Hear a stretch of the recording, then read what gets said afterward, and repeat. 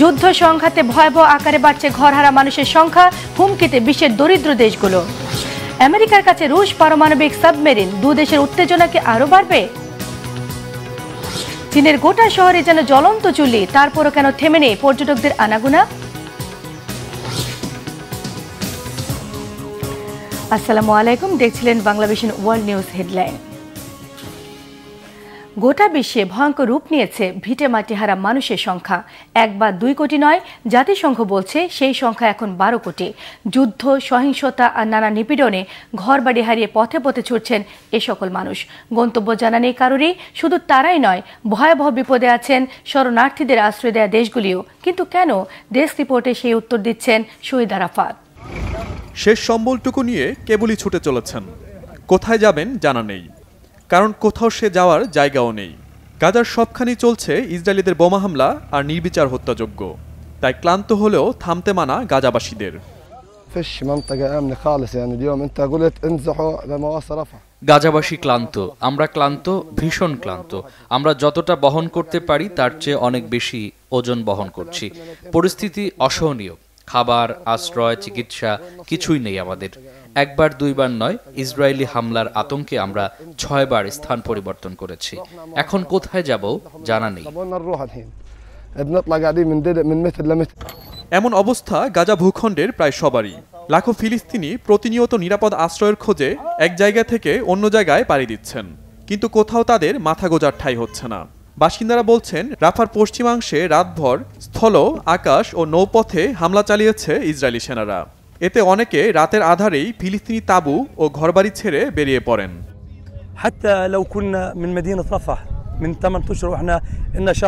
এটা ভয়ঙ্কর, কেউ কল্পনা করতে পারবে না এটা কতটা ভয়ঙ্কর। দিন শেষে আমরাও মানুষ, কোথাও কোনো নিরাপদ জায়গা নেই। তারা মাওয়াশি ছেড়ে যেতে বলেছেন, কিন্তু আমরা কোথায় যাব? প্রতিদিন আমরা বেঁচে থাকার আশা হারিয়ে ফেলছি। আমি দিনে 1 বার খাওয়ার মতো খাবার পাই না। আরব বিশ্ব কোথায়? কেউ আর আমাদের দিকে তাকাচ্ছে না। যুদ্ধের 9 মাস শেষেও যুদ্ধ বন্ধের কোনো সম্ভাবনা নেই। এটা কেমন ভাগ্য?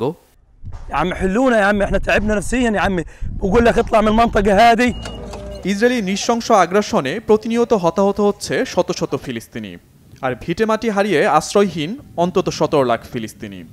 The last figure that we have been sharing with you, if you recall, was 100 and গত 12 বছরে এই সংখ্যা 3 গুণ বেড়েছে। বিভিন্ন দেশে যুদ্ধ সংঘর্ষ লেগেই আছে। কেউ আন্তর্জাতিক আইনের তোয়াক্কা করছে না। এখনই বাস্তুচ্যুত মানুষের সংখ্যা কমাতে পদক্ষেপ নিতে হবে। refugees, asylum seekers. শুধু ফিলিস্তিনিরা নয়, যুদ্ধ, সহিংসতা ও নিপীড়নের কারণে বিশ্বজুড়ে বাস্তুচ্যুত হয়েছে অন্তত 12 কোটি মানুষ। জাতিসংঘ শরণার্থী বিষয়ক সংস্থা UNHCR এই তথ্য দিয়ে সংখ্যাটি ভয়ানক হিসেবে বর্ণনা করেছে। সংস্থাটি বলছে, ফিলিস্তিনের গাজা, সুদান ও মিয়ানমারের মতো জায়গায় সংঘাত আরও বেশি মানুষকে নিজেদের বাড়িঘর ছেড়ে পালাতে বাধ্য করেছে। আর এই শরণার্থীদের 75% অর্থাৎ বেশিরভাগই আশ্রয় নিয়েছে নিম্ন ও মধ্যম আয়ের দেশগুলোতে। বাড়তি মানুষের চাপে বিপর্যস্ত সেসব দেশের অর্থনীতি, সামাজিক পরিস্থিতি। তবে যুদ্ধ বিধ্বস্ত অঞ্চলগুলোর মধ্যে গাজার পরিস্থিতিকে সবচেয়ে ভয়ানক হিসেবে উল্লেখ করেছে জাতিসংঘ। বাস্তুচ্যুত অন্তত 17 লাখ ফিলিস্তিনি গাজায় তাদের নিজ আবাসে ফিরতে পারবে কিনা তা নিয়ে সংশয় প্রকাশ করছে সংস্থাটি। ইসরায়েল, ফিলিস্তিন সহ নানা সংঘাতে এই শরণার্থী সংকট নিরসন কঠিন বলে মনে করছে জাতিসংঘ। শহীদ আরাফাত, বাংলাভিশন নিউজ ডেস্ক। এদিকে ইউক্রেনের 1-এর পর 1 গ্রাম দখলে নিচ্ছে রুশ সেনাবাহিনী।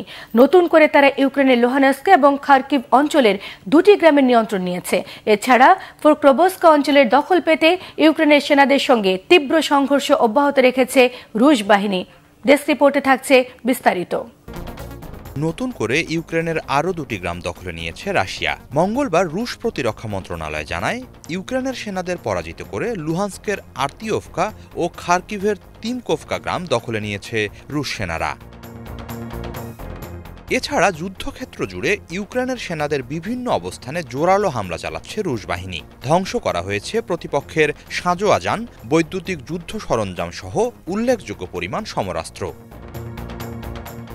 একই সাথে রাশিয়ার আকাশ প্রতিরক্ষা ব্যবস্থা ইউক্রেনের 1/2 ড্রোন, রকেট ও বোমা ধ্বংস করেছে বলেও জানিয়েছে রুশ প্রতিরক্ষা মন্ত্রণালয়। বুধবার মন্ত্রণালয়ের পক্ষ থেকে ইউক্রেনের একটি সামরিক বিমান ঘাঁটিতে হামলার কথা জানানো হয়েছে। এছাড়া এদিন ড্রোন হামলায় ইউক্রেনের একটি Su-25 যুদ্ধ বিমান ধ্বংস করার কথাও জানিয়েছে তারা। অন্যদিকে ইউক্রেনের সশস্ত্র বাহিনীর জেনারেল স্টাফ জানিয়েছেন, মঙ্গলবার রণাঙ্গনের বিভিন্ন জায়গায় রুশ সেনাদের সাথে ইউক্রেনের সেনাদের অন্তত ৮৭টি খণ্ডযুদ্ধ হয়েছে। পোক্রোভস্ক ও দোনেস্ক অঞ্চলে তীব্র লড়াই চলছে। রুশ সেনাদের অগ্রগতি প্রতিহত করতে জীবন বাজি রেখে লড়ছেন ইউক্রেনের সেনারা। খার্কিভে ব্যাপক হামলা চালাচ্ছে রুশ বাহিনী। কুপিয়ান্সকে শত্রুপক্ষ হামলা জোরদারের চেষ্টা চালালেও ইউক্রেনের সেনারা এখনও তার নিয়ন্ত্রণ ধরে রেখেছে বলে জানিয়েছে কিয়েভ। এদিকে মঙ্গলবার মানবাধিকার লঙ্ঘনের অভিযোগ ওঠা ইউক্রেনের আজভ ব্রিগেডের ওপর থেকে বিশেষ একটি নিষেধাজ্ঞা প্রত্যাহার করেছে যুক্তরাষ্ট্র। এতে করে রাশিয়ার বিরুদ্ধে হামলায় যুক্তরাষ্ট্রের সরবরাহ করা অস্ত্র ব্যবহার করতে পারবে তারা। এই ব্রিগেডকে ২০২২ সালে সন্ত্রাসী সংস্থা হিসেবে কালো তালিকাভুক্ত করে রাশিয়া। এ অবস্থায় আজভ ব্রিগেডের ব্যাপারে যুক্তরাষ্ট্রের অবস্থান বদলের কঠোর সমালোচনা করছে রাশিয়া। ক্রেমলিনের মুখপাত্র দিমিত্রি পেসকভ জানিয়েছেন, এমন সিদ্ধান্তই বলে দেয় যে কোনো মূল্যে রাশিয়াকে প্রতিহত করতে ব্যগ্র যুক্তরাষ্ট্র। তবে এতে করে পরিস্থিতি আরও জটিল হবে বলে জানিয়েছেন তিনি। শত্রুপক্ষকে এর মূল্য চোকাতে হবে বলেন পেসকভ। হিজল জোবায়ের, বাংলা ভিশন।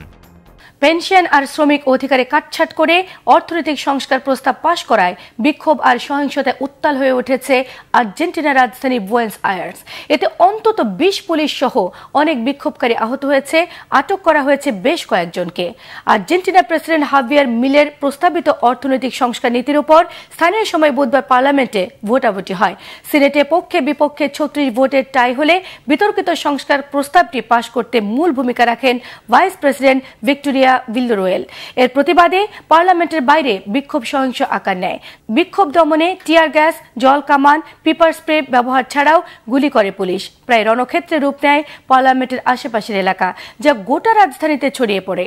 এই সংস্কার নীতি কার্যকর হলে বেকার হবেন ৫০,০০০-এরও বেশি মানুষ, প্রত্যাহার হবে জ্বালানিতে ভর্তুকি, বার্ষিক মূল্যস্ফীতি ৩০০% কাছাকাছি চলে যাওয়ায় চরম অর্থনৈতিক দুরবস্থায় পড়েছেন আর্জেন্টিনার অর্ধেকেরও বেশি জনগণ।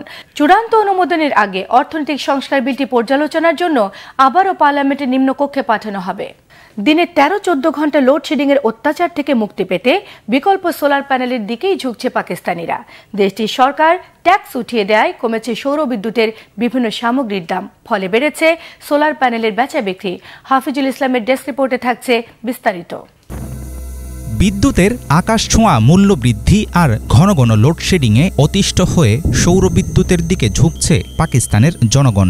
দৈনিক ১৩ থেকে ১৪ ঘণ্টা অন্ধকারে থাকে করাচি সহ দেশটির বিভিন্ন অঞ্চল। ভোগান্তি চরমে পৌঁছানোর কারণে বিকল্প হিসাবে সোলার প্যানেলে সমাধান খুঁজছেন দেশটির বিভিন্ন শ্রেণী পেশার ভোক্তারা। অতিরিক্ত বিদ্যুৎ বিলের কারণেই মানুষ সোলার প্যানেল কিনছে। আরেকটা কারণ হচ্ছে দাম কমে যাওয়ায় এখন নিম্নবিত্ত সহ সবাই এসব প্যানেল কিনতে পারে। জনগণ তাদের বিদ্যুতের খরচ আর লোডশেডিং নিয়ে চিন্তিত। প্যানেলের জন্য প্রতিদিন অনেক মানুষ বাজারে আসছে। সোলার প্যানেলের দাম কমেছে। গত সরকারের আমলে প্যানেলের উপর ট্যাক্স থাকলেও নতুন সরকার এসে কর উঠিয়ে দিয়েছে, তাই এখন দাম আগের চেয়ে কম। লাগাতার লোডশেডিং পাকিস্তানে প্রায় নিয়মিত একটি বিষয় হয়ে দাঁড়িয়েছে। অনুপযুক্ত ইনফ্রাস্ট্রাকচার আর চরম অব্যবস্থাপনার কারণে ক্রমেই বাড়ছে বিদ্যুতের সমস্যা। স্থানীয় বাসিন্দাদের পক্ষে ঘণ্টার পর ঘণ্টা বিদ্যুৎ ছাড়া টিকে থাকা রীতিমতো মুশকিল। লোডশেডিং এর জঘন্য শাস্তি থেকে মুক্তি পেতে আমি সোলার প্যানেল কিনছি, কারণ আমার এলাকা করাচিতে আজকাল ১৩ থেকে ১৪ ঘন্টা বিদ্যুৎ থাকে না। এমন লম্বা সময় ইলেকট্রিসিটি ছাড়া থাকা আমার ও আমার পরিবারের জন্য বেশ কষ্টকর। এই কঠিন পরীক্ষা থেকে বাঁচার জন্য সোলার প্যানেল কিনতে হচ্ছে। চাহিদার তুলনায় অনেক কম পাকিস্তানের বিদ্যুৎ উৎপাদন। গ্রাহকের চাপে সম্পূর্ণ বিদ্যুৎ ব্যবস্থা ভেঙে পড়া ঠেকাতে লোডশেডিং ছাড়া কোনো বিকল্প নেই। এমন পরিস্থিতিতে ইলেকট্রিসিটির সরবরাহ নিশ্চিত করতে অনেক ব্যবসা প্রতিষ্ঠান, কলকারখানা ও বাড়িঘরে চলছে নিজস্ব জেনারেটর। আমি সোলার প্যানেল কিনছি কারণ আমার ক্লিনিকে বিদ্যুৎ নেই। যখন আসে ১-১.৫ ঘন্টা থাকে। সারাদিন খুব গরম লাগে। আর রোগীরা তো নিয়মিতই আসে। গরমে সবারই খুব কষ্ট হয়। এখন গ্রীষ্মকাল, ডিহাইড্রেশন, বমি বমি ভাব নিয়ে কিছু রোগী আসেন। এখানে এসে তাদের অবস্থা আরো খারাপ হয়ে যায়। সমস্যার আসলে শেষ নেই, তাই সোলার প্যানেল কিনতে আসছি। বিদ্যুৎ ও গ্যাস খাতে অস্থিতিশীল পাবলিক ঋণ কমানোর জন্য IMF এর চুক্তির অধীনে ক্রমাগত বিদ্যুতের দাম বাড়িয়েছে পাকিস্তান। গত বছর বিদ্যুতের দাম বাড়লে 22 কোটি জনগণের দেশটিতে শুরু হয় ব্যাপক প্রতিবাদ আন্দোলন। কার্যকর বিকল্প সমাধান হিসাবে বৃদ্ধি পাচ্ছে সোলার প্যানেলের ব্যবহার। পাকিস্তানের বৃহত্তম সৌর বিদ্যুৎ কেন্দ্র কায়েদি আজম সোলার পার্ক বাহাওয়ালপুরের চলিস্তানের মরুভূমি এলাকায় অবস্থিত কেন্দ্রটি উৎপাদন করে 100 মেগাওয়াট বিদ্যুৎ। এখানে 500 একর জায়গা জুড়ে রয়েছে প্রায় 4 লাখ সোলার মডিউল। কেন্দ্রটির কাঙ্ক্ষিত উৎপাদন ক্ষমতা 1000 মেগাওয়াট। সৌরবিদ্যুতের সক্ষমতা বাড়াতে বেশ কিছু প্রস্তাব বাস্তবায়নের চেষ্টা করছে পাকিস্তান সরকার। 2023 সালের হিসাবে দেশটির মোট সোলার ক্যাপাসিটি ছিল 1244 মেগাওয়াট। 2021 সালের তুলনায় এই সংখ্যা প্রায় 17% বেশি। আগামীতে সোলারের উপর বাড়বে দেশটির নির্ভরতা। হাফিজুল ইসলাম, বাংলা ভিশন। ইরানের আসছে প্রেসিডেন্ট নির্বাচনে প্রতিদ্বন্দ্বিতা করছেন 6 প্রার্থী। এদের মধ্যে বাকের গালিবাফ এবং সাইদি জালিলির মধ্যে হাড্ডাহাড্ডি লড়াইয়ের আভাস মিলেছে। অনেকেই এই দুজনকে এগিয়ে রাখলেও বিশ্লেষকরা বলছেন লড়াইয়ে গালিবাফ এবং জালিলকে টেক্কা দিতে পারেন আরেক প্রার্থী ইরানের সাবেক স্বাস্থ্যমন্ত্রী মাসুদ পেজেশকিয়ানো। আরও থাকছে মীর ফজলে রাব্বির ডেস্ক রিপোর্টে। ইরানের আসন্ন প্রেসিডেন্ট নির্বাচনে প্রতিদ্বন্দ্বিতা করার জন্য 6 প্রার্থীকে অনুমতি দিয়েছে ইরানের শক্তিশালী গার্ডিয়ান কাউন্সিল। নির্বাচনে জয়ী প্রার্থী হবেন ইসলামী প্রজাতন্ত্র ইরানের 14তম প্রেসিডেন্ট। বিশ্লেষকরা বলছেন এবার এ 6 প্রার্থীর মধ্যে বাগের গালিবাফ ও সাইদ জালিলির মধ্যেই হবে মূল লড়াই। ৬২ বছর বয়সী মোহাম্মদ বাগের গালিবাফ ইরানের পার্লামেন্টের স্পিকার। তিনি তেহরান শহরের সাবেক মেয়র। এছাড়া দেশটির ক্ষমতাধর প্যারামিলিটারি বাহিনী রেভলিউশনারি গার্ডের সদস্য তিনি। রেভলিউশনারি গার্ডের একজন সাবেক জেনারেল বাগের গালিবাফ কট্টরপন্থী নেতা হিসেবেই দেশটিতে বেশি পরিচিত। বাগের গালিবাফের নাম ইরানের বিশ্ববিদ্যালয়গুলোতে ১৯৯৯ সালের ছাত্র আন্দোলন কঠোরভাবে দমনের সঙ্গে জড়িয়ে আছে। তিনি দেশটির পুলিশ প্রধান হিসেবেও দায়িত্ব পালন করেন। ২০০৩ সালে এ দায়িত্ব পালনকালে ছাত্রদের উপর সরাসরি গুলি করার নির্দেশ দেওয়ার অভিযোগও আছে তার বিরুদ্ধে। গালিবাফ এর আগে ২০০৫ ও ২০১৩ সালে প্রেসিডেন্ট নির্বাচনে দাঁড়িয়েছিলেন, কিন্তু একবারও তিনি দেশটির গার্ডিয়ান কাউন্সিলের অনুমোদন পাননি। ২০১৭ সালে তিনি ইব্রাহিম রাইসিকে সমর্থন দিয়ে তার মনোনয়ন প্রত্যাহার করে নিয়েছিলেন। ২০২১ সালের নির্বাচনে ইব্রাহিম রাইসি জিতেছিলেন, যদিও ওই সময়ে ভোট পড়ার হার সর্বনিম্ন ছিল। এবারের নির্বাচনী প্রচারণায় গালিবাফ ইরানের অর্থনৈতিক অবস্থাকে বেশি গুরুত্ব দিয়েছেন। তিনি ইরানের অর্থনৈতিক চ্যালেঞ্জগুলো মোকাবিলা করার কথা জানিয়েছেন। তার কাজের মূল মন্ত্র হবে সেবা এবং অগ্রগতি। ইরানের প্রেসিডেন্ট হওয়ার দৌড়ে বাগেরের সাথে উঠে আসছে সাইদ জালিলির নাম। ২০০৭ সাল থেকে ২০১৩ সালের মাঝামাঝি পর্যন্ত জাতীয় সর্বোচ্চ নিরাপত্তা পরিষদের সচিব হিসাবে দায়িত্ব পালন করেন তিনি। পশ্চিমা সরকারগুলোর সঙ্গে পরমাণু বিষয়ক আলোচনায় নেতৃত্ব দেন সাইদ। কলেজ ও বিশ্ববিদ্যালয়ের ছাত্র থাকাকালে কয়েকবার তিনি ইরাক ইরান যুদ্ধে অংশ নেন। সাইদ জালিলি ১৯৮৯ সালে পররাষ্ট্র মন্ত্রণালয়ের তদন্ত বিষয়ক দপ্তরের প্রধান হন। গালিবাফ ও জালিলি ছাড়াও প্রেসিডেন্ট হওয়ার লড়াই জমিয়ে তোলার আভাস দিচ্ছেন ইরানের সাবেক স্বাস্থ্যমন্ত্রী মাসুদ পেজেশকিয়ান। তিনি নির্বাচনে জয়ী হলে ইরানের সাবেক পররাষ্ট্রমন্ত্রী মোহাম্মদ জাভেদ জারিফকে পুনরায় নিয়োগ দিতে পারেন। পেজেশকিয়ানের এই পদক্ষেপটিকে সংস্কারপন্থী এবং মধ্যপন্থী ভোটারদের সমর্থন আদায়ের প্রচেষ্টা হিসেবে দেখছেন রাজনৈতিক বিশ্লেষকদের কেউ কেউ। নির্বাচনে প্রতিদ্বন্দ্বিতার জন্য চূড়ান্তভাবে অনুমতি পাওয়া অন্যান্য প্রার্থীরা হলেন মোস্তফা পুর মোহাম্মদী, আলী রেজা জাকানি এবং সৈয়দ আমির হোসেন হাশেমি। ইরানে বিমান দুর্ঘটনায় প্রেসিডেন্ট ইব্রাহিম রাইসি নিহত হওয়ায় আগামী ২৮ জুন প্রেসিডেন্ট নির্বাচন হতে যাচ্ছে দেশটিতে। মীর ফজলে রাব্বি, বাংলা ভিশন। ইয়েমেনের ভেতরে যুক্তরাষ্ট্র এবং ইসরায়েলি গুপ্তচর বাহিনীর একটি বিশাল চক্র ধ্বংসের দাবি করেছে ইরান সমর্থিত হুথি বাহিনী। তারা বলছেন, কয়েক দশক ধরে বিভিন্ন আন্তর্জাতিক এবং জাতিসংঘের সংস্থার আড়ালে এই চক্রের সদস্যরা ইয়েমেনের সরকারি এবং বেসরকারি বিভিন্ন প্রতিষ্ঠানে গুপ্তচর বৃত্তি এবং নাশকতামূলক কর্মকাণ্ড পরিচালনা করে আসছিল। আর এই গুপ্তচর বাহিনীতে মার্কিন দূতাবাসের সাবেক কর্মচারীরাও রয়েছে বলে দাবি করেছে হুথিরা। বিস্তারিত ইফফাত জাহানের ডেস্ক রিপোর্টে। ইয়েমেনের রাজধানী সানায় আমেরিকান ইসরায়েলি গুপ্তচরের বিশাল এক নেটওয়ার্ক ধরা পড়েছে। সোমবারে তথ্য জানিয়েছে ইয়েমেনের নিরাপত্তা বাহিনী। ইয়েমেনের ইতিহাসে এটাই সবচেয়ে বড় আবিষ্কার বলেও উল্লেখ করেন তারা। জাতিসংঘের 11 ইয়েমেনি কর্মচারীকে গ্রেপ্তার করার পর এসব তথ্য সামনে আসে। সোমবার সন্ধ্যায় হুতি সমর্থিত নিরাপত্তা বাহিনী এই গুপ্তচর নেটওয়ার্কের বিশদ প্রকাশ করে জানায়, কয়েক দশক ধরে আমেরিকান ইসরায়েলি গুপ্তচর নেটওয়ার্ক দেশটির দাপ্তরিক প্রতিষ্ঠানগুলোতে নাশকতামূলক কাজ করে যাচ্ছে। এর আগে হুতির এক বিবৃতিতে জানায়, ইয়েমেনের অর্থনৈতিক, রাজনৈতিক এবং মানবিক খাতে কাজ করার জন্য তথ্যদাতাদের নিয়োগ করেছে আমেরিকান এবং ইসরায়েলি গোয়েন্দারা। নিরাপত্তা বাহিনীর এই সাফল্যকে ইয়েমেনের শত্রুদের বিরুদ্ধে, বিশেষ করে মার্কিন যুক্তরাষ্ট্র এবং ব্রিটেনের ওপর বিজয়ের অংশ হিসেবে দেখা হচ্ছে। নেটওয়ার্কটি ক্র্যাকডাউন করার জন্য হুতিদের পদক্ষেপের প্রতি সমর্থন জানিয়েছেন ইয়েমেনের জনগণ। মহানের কৃতিত্বের জন্য নিরাপত্তা বাহিনীর প্রশংসায় ভাসছে দেশ। ইয়েমেনিরা বলছে, এটা একটা শক্তিশালী ধাক্কা। নিরাপত্তা বাহিনী গুপ্তচরদের হাত ভেঙে দিচ্ছে, ফলে অর্জনে খুশি তারা। এছাড়া বিদেশি হস্তক্ষেপের বিষয়ে এখন থেকে লোকজন সতর্ক হবে। ইফফাত জাহান, বাংলাভিশন। চীনের জিনজিয়াং প্রদেশের ফ্লেমিং মাউন্টেন নৈসর্গিক এলাকা যেন এক উন্মুক্ত চুল্লি। রেকর্ড 75 ডিগ্রি সেলসিয়াস তাপমাত্রা সিদ্ধ হচ্ছে সবকিছু। তবে এই ভয়াবহ গরমেও থেমে নেই পর্যটকদের আনাগোনা। ওই এলাকার নৈসর্গিক সৌন্দর্য উপভোগ করতে ছুটে গেছেন তারা। বিস্তারিত থাকছে ডেস্ক রিপোর্টে। চীনের জিনজিয়াং উইঘুর স্বায়ত্তশাসিত অঞ্চলের তুরপানে রয়েছে ফ্লেমিং মাউন্টেনের এক নৈসর্গিক এলাকা। মঙ্গলবার আশ্চর্যজনকভাবে এলাকার তাপমাত্রা 75 ডিগ্রি সেলসিয়াসে গিয়ে পৌঁছে, এমনটাই বলছে চায়না সেন্ট্রাল টেলিভিশন সিসিটিভি।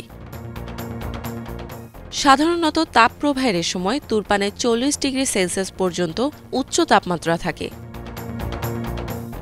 যাই হোক, জ্বলন্ত এ তাপও কৌতূহলী পর্যটকদের এখানে আসা থেকে বিরত রাখতে পারেনি। চীনের কৌতূহলী পর্যটকেরা টুপি, ছাতা এবং সানগ্লাস পরে ফ্লেমিং মাউন্টেনে ছুটে যান। 12 মিটার লম্বা থার্মোমিটার হাতে ছবিও তোলেন, যেখানে 75 ডিগ্রি সেলসিয়াসের তাপমাত্রা প্রদর্শন করা হচ্ছিল। জিয়াংশি প্রদেশের এক পর্যটক এ সময় প্রচণ্ড গরমে তার বিস্ময় প্রকাশ করেছেন। এ পর্যটক বলেন, এখানে ভূপৃষ্ঠের তাপমাত্রা অত্যন্ত মর্মান্তিক। এর আগে কখনো তিনি এভাবে চুল্লিতে ভাজা হওয়ার মতো অনুভূতি পাননি। অঞ্চলটিতে পর্যটকদের হিটস্ট্রোক প্রতিরোধ এবং চরম তাপমাত্রা থেকে বাঁচাতে বেশ কয়েকটি ব্যবস্থা নেওয়া হয়েছে। ফ্লেমিং মাউন্টেন এলাকার মার্কেটিং ডিরেক্টর বলেন, তারা আউটডোর কুলিং ফ্যান এবং আইস প্যাক প্রস্তুত করেছেন। এছাড়া কারো হিট স্ট্রোক হলে হিট স্ট্রোক প্রতিরোধে ওষুধ সরবরাহ বাড়িয়েছেন। তুরপান আবহাওয়া পর্যবেক্ষণ কেন্দ্র বলছে, অঞ্চলটিতে তাপপ্রবাহ রবিবার পর্যন্ত স্থায়ী হতে পারে। কিছু জায়গায় তাপমাত্রা 43 ডিগ্রি সেলসিয়াস ছাড়িয়ে যাবে। আবহাওয়া কর্তৃপক্ষ উচ্চ তাপমাত্রার জন্য কমলা সতর্কতাও জারি করেছে। হিটস্ট্রোকের বিরুদ্ধে সতর্কতা অবলম্বন করতেও নির্দেশনা দিচ্ছে তারা। ইফফাত জাহান, বাংলাভিশন। এই ছিল আজকের মতো। সঙ্গে থাকায় সবাইকে ধন্যবাদ।